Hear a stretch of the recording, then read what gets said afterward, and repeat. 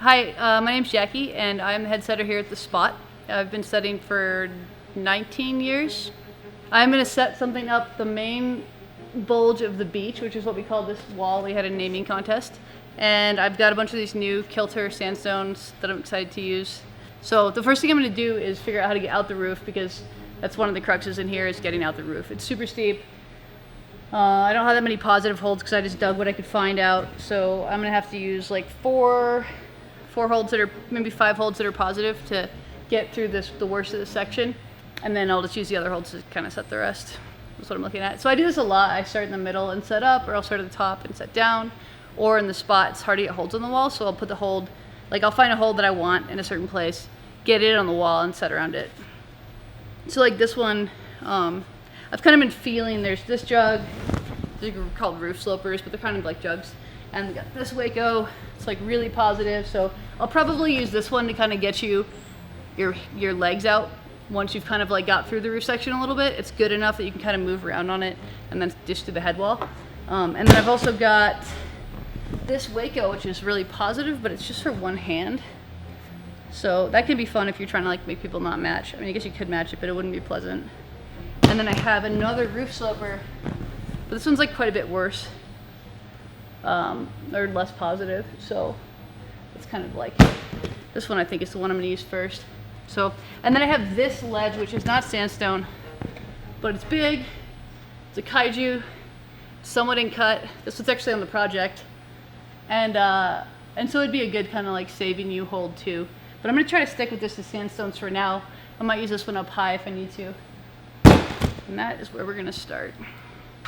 Probably just gonna try this one. I mean, it's kind of cool, like, so you have like a section here where you can kind of paste your feet and push out if you want to. And this hold has like a little spot for your index finger here, which makes it feel like you can really match on it and get good strength with both hands. I like the index pinch. So I'm gonna try to set so you can actually use that. All right, actually about where I want it, so I'm just gonna tighten it down. This is like kind of high, but it's all right. This thing's positive enough you can get a high foot. And actually what we'll do, I think, is just cross back here. So I love the cross back right now on the roof. Just opens you up and toe up. Let's see what the next hold says. So if they were going super far, you could give them something kind of bad and then have them get their foot up and like toe hook and kind of come out onto it. But I think we're not gonna make them go super, super far. So I actually might give them slightly more in-cut hold with this pinch too. It's a little bit too bad. Oh, we could give them the Waco. Let's do that. So it's a one-hand Waco, and it'll help push the cross back because it's not a matching hold, so they have to go back with the hand they're gonna do the next move off of. And this hold is good with either hand, so it'll be good. What did I say? We're gonna cross back. We're not going that far. Our foot's high. This hold's pretty good though. Go that far. Oh, I'm gonna go further over. Oh, it's this one. It's all. What are they gonna learn from this move? Yeah, so core is one thing. Figuring out how to put their leg up to get back to this hole with their right hand is one thing. They're gonna learn that if they go with their left hand, they can't continue. So that's kind of fun. That's just like a simple answer, I guess. But yeah, roof climbing is so different from most other angles. You have to do like a lot of twisting to keep your core tight, but you can also use your legs a lot to kind of almost cheat. So kind of introduction to those kind of moves. This would be like a hard moderate problem probably though, like V6 or V7 or maybe V8 depending on how the other holds go. So it doesn't have to be that simple of a movement either. So this maybe is, especially this section, because I'm trying to get them through the roof more than like make the roof where they're gonna fall off probably. So it's just maybe supposed to be fun. And you have to keep your feet on, because I think if your feet come off, you're probably not gonna hold this. It's positive, but it's not that positive. So like kind of a fun move to do in a roof is like force a toe hook. But then you have to like make the hold far enough away that when you put the toe in, you can like engage the toe. It's just different for different size climbers. And we don't want like every single move to be the same, so. All right, let's see. Well, I mean, we have two options, right? So we're here. We could put a toe in. We can make them come into something close, right? Undercling or come out to something small and then go up. Or we could have them just cut straight out left, like almost compression style. Or we could have them like come through and cross underneath this way, which would be cool, but I don't think that's what we're gonna do. think we're gonna go left.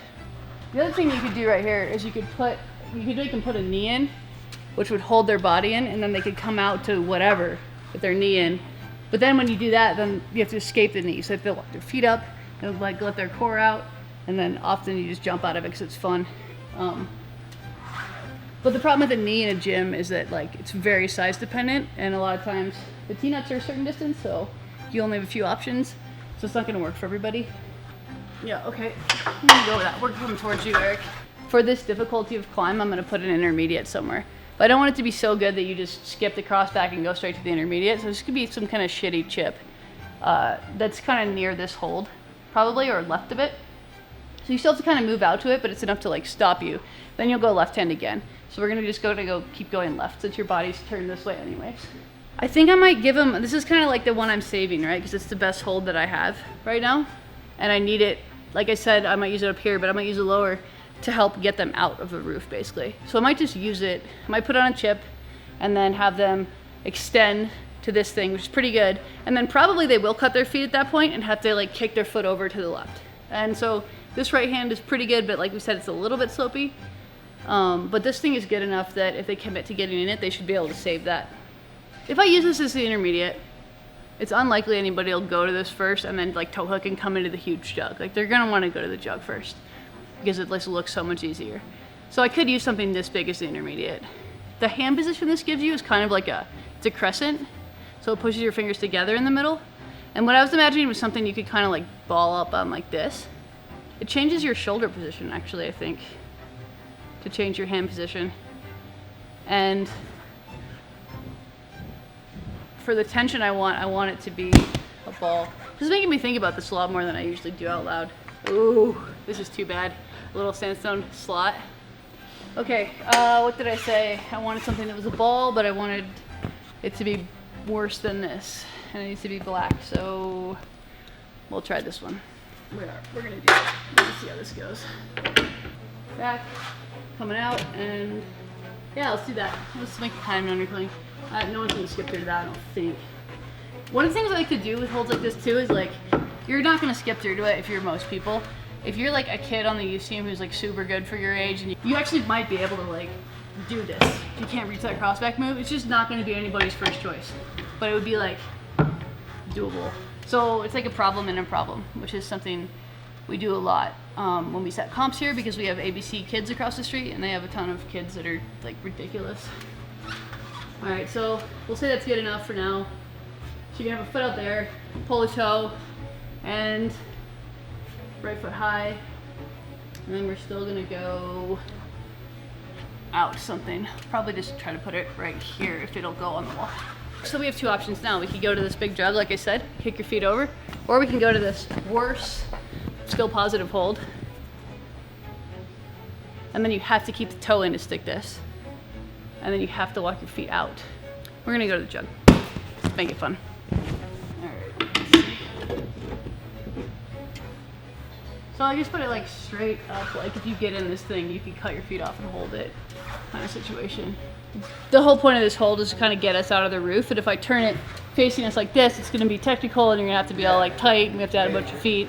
This way we can just do big, fun, like spot American moves of just like chuck out to this thing and catch it, and then you can kind of do a little bit of swinging around, which is what we want, right?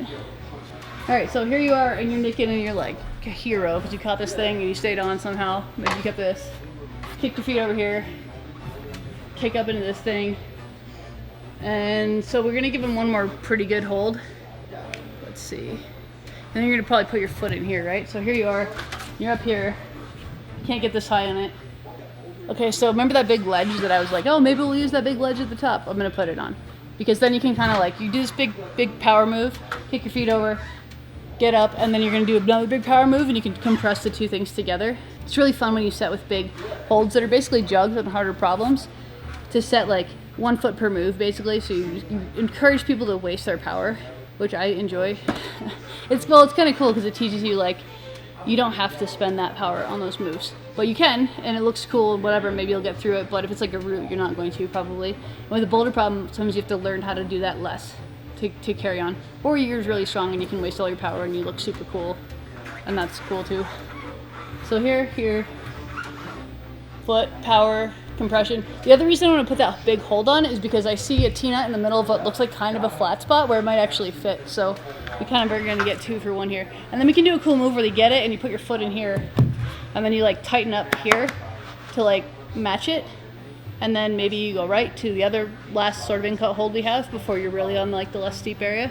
Not a sandstone, but it's okay. It's black. It's wavy. Feels the same, kind of. Yep. Alright, so hit this thing, kick your feet over, choke up on it, slap up to this thing, pretty good. You get your foot in here now, bring yourself over. It's really good down here, it's not as good up there. So we'll probably make them, ooh, they can even stick a foot in here too. Make them go up left probably. Yeah, okay, cool. I'm gonna put this right above that big hold, almost touching it maybe, because it looks really close, but the big hold actually feels a lot harder than it looks. And so it's just gonna increase, like, it'll kind of look cool and be fun, I think. And also realistically, that's about as far as people are gonna be able to go at the grade that we're looking for with where their feet are. So that's what we're gonna do.